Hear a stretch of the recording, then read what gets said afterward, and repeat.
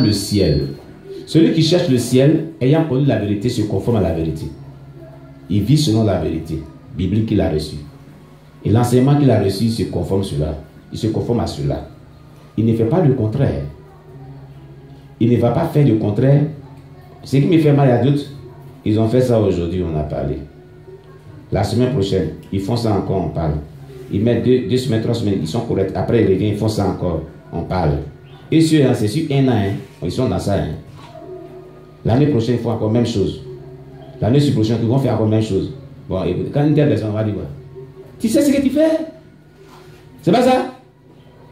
Tu as dépassé le niveau de sorcellerie, hein? Tu es rebelle.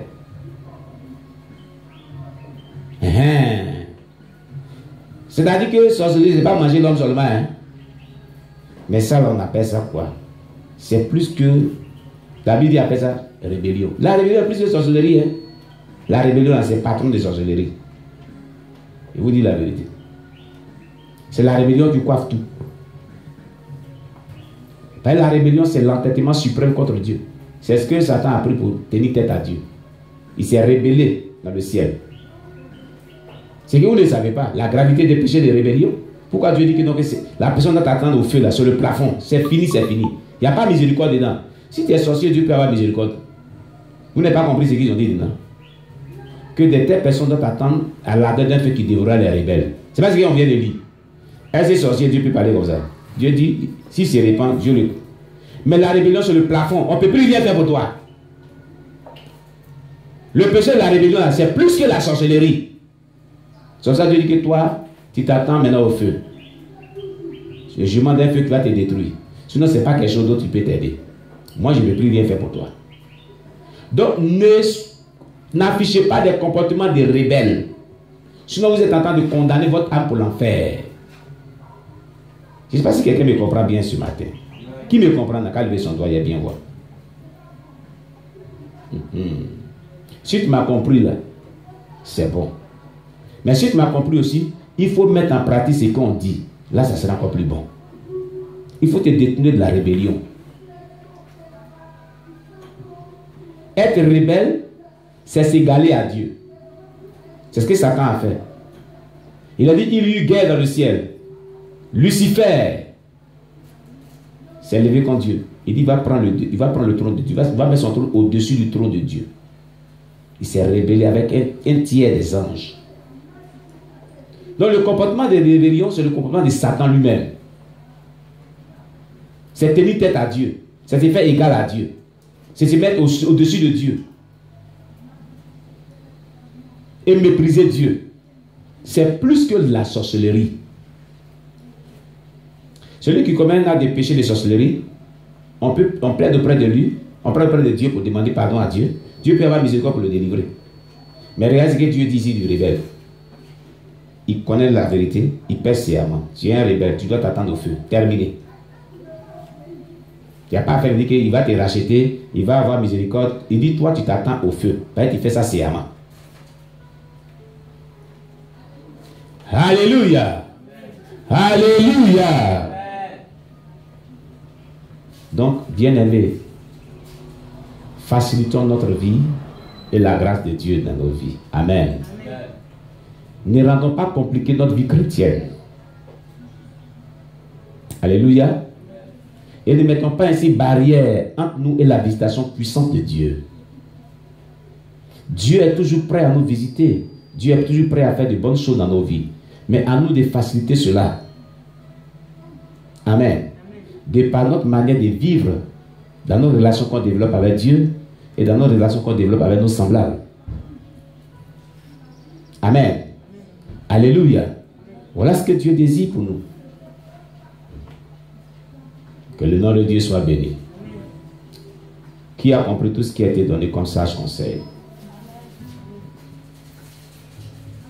À partir d'aujourd'hui, tu es informé. Quand tu quittes la présence de chez toi, que tu viens là, tu dis, je viens pour louer et adorer Dieu, écouter la parole de Dieu. Je ne vais pas pour faire des va-et-vient, sortir, rentrer. À moins qu'on ait une indigestion. On a des problèmes vraiment qui nous permettent de sortir pour aller nous soulager. Ça, c'est compréhensible. Amen. Oui, Dieu sait que tu as ses besoins. Amen. Voilà. Mais tu es bien portant, tu n'as pas de problème. Et puis c'est toi qui sors, tu rentres, tu sors, tu rentres. Et en sortant, tu fais des bruits. C'est une forme de sorcellerie. Hein, pour déranger le culte, la concentration des gens. Les sorciers disent que ce sont eux qui font ça.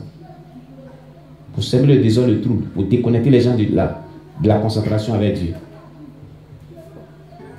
C'est pas bon. Et ce genre de réactions sont beaucoup dans la vie de certains chrétiens qui vont dans les assemblées chrétiennes. Ils trouvent cela normal.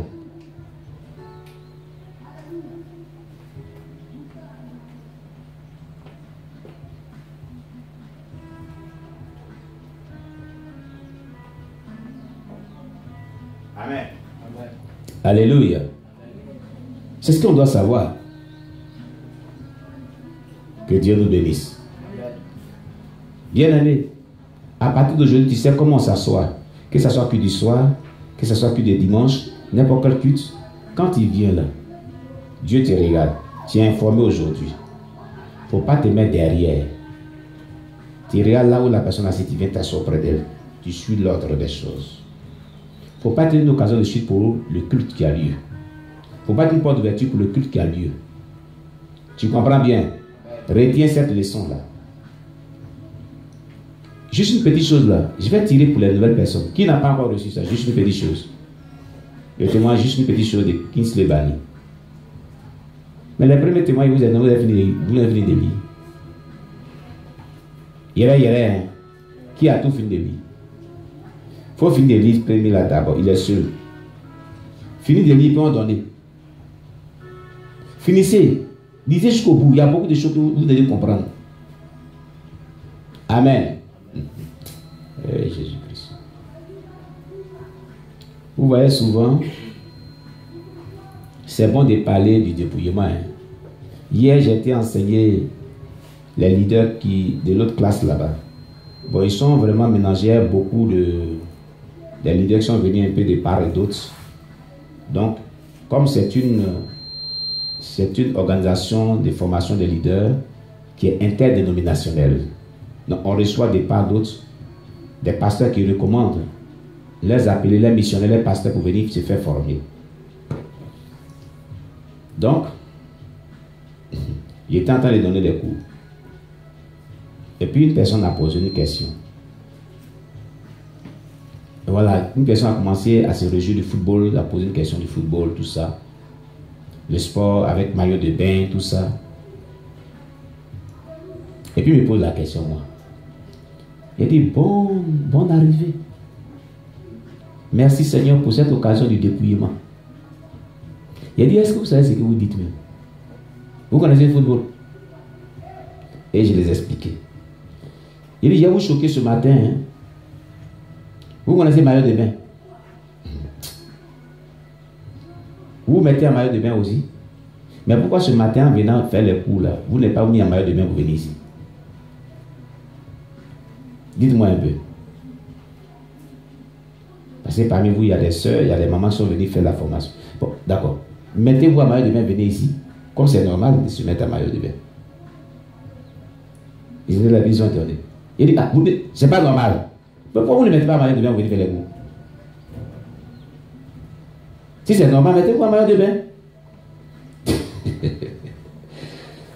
Et j'ai commencé à le dépouillement. Il dit, vous ouvrez les portes aux démons n'importe comment. Hein? Le football, il est satanique. Il est démoniaque. Il apporte quoi à la chrétienté? Dites-moi un peu. L'entête là, c'est des francs-maçons. Tous les présidents des clubs, c'est des gens qui fréquentent des féticheurs, des marabouts. Ils font la franc-maçonnerie. Ils sont derrière les marabouts pour qu'ils gagnent les matchs. Les joueurs, même chose. Maintenant, toi, tu dis que tu es chrétien. Quand il marque un but, tu applaudis. Donc, tu es en train de dire que c'est une bonne chose. Tu es condamnable. Ils étaient choqués tous. Ils n'ont jamais entendu parler de ça. Il dit, et puis, chez nous, on s'en va jouer. Il dit, ah, d'accord. L'origine du football, ça ne provient pas chez les Anglais, hein. Ça provient chez les Indiens, chez les Indiens et les Chinois. La première balle qu'ils ont jouée, c'était le crâne de l'homme. Je leur ai dit, allez sur YouTube et cliquez l'origine du football. Vous allez voir. Et cliquez le satanisme dans le football, la sorcellerie dans le football, vous allez voir. Ils vont vous donner toutes ces informations. Comment le football est né, comment on le jouait. Vous allez voir tout ça. Ils étaient choqués. Et toi, chrétien, tu sens, tu applaudis, tu cries. Ouah! Ils étaient tous choqués. J'en ai papa m'a dit, je suis là. Celui qui veut me voir, je suis là. Amen. Alléluia. Voilà. Et il y a une, quand on parlait, puis on parlait maintenant du dépouillement, à faire des maillots de bébé. Elle dit, ah mais on s'habillait comment? Mais on nous dit de s'habiller pour que vraiment les hommes aient les regards sur nous, pour que vraiment. Il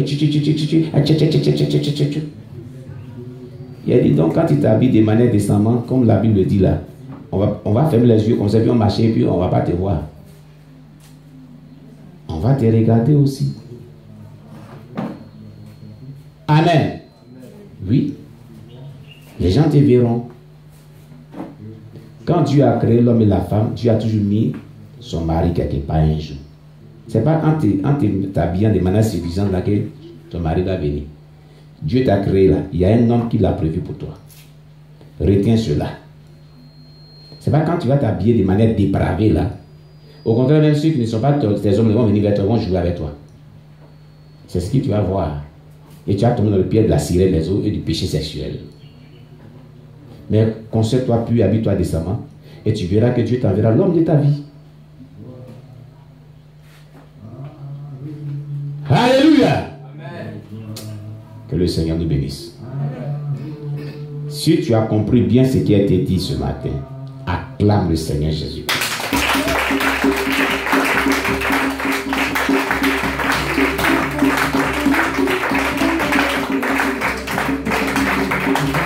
Amen. Alléluia. Donc on va louer le Seigneur. On va louer le Seigneur.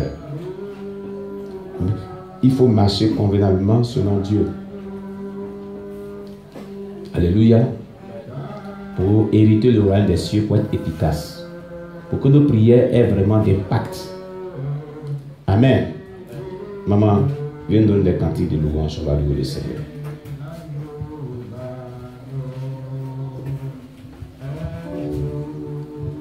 Alléluia. Amen. Tu te tiens debout. Gloire à Dieu. Amen. On se tient debout avec la joie. Alléluia. Amen. Ce matin, nous allons louer le Seigneur Jésus-Christ. Il est le feu, le feu, le feu.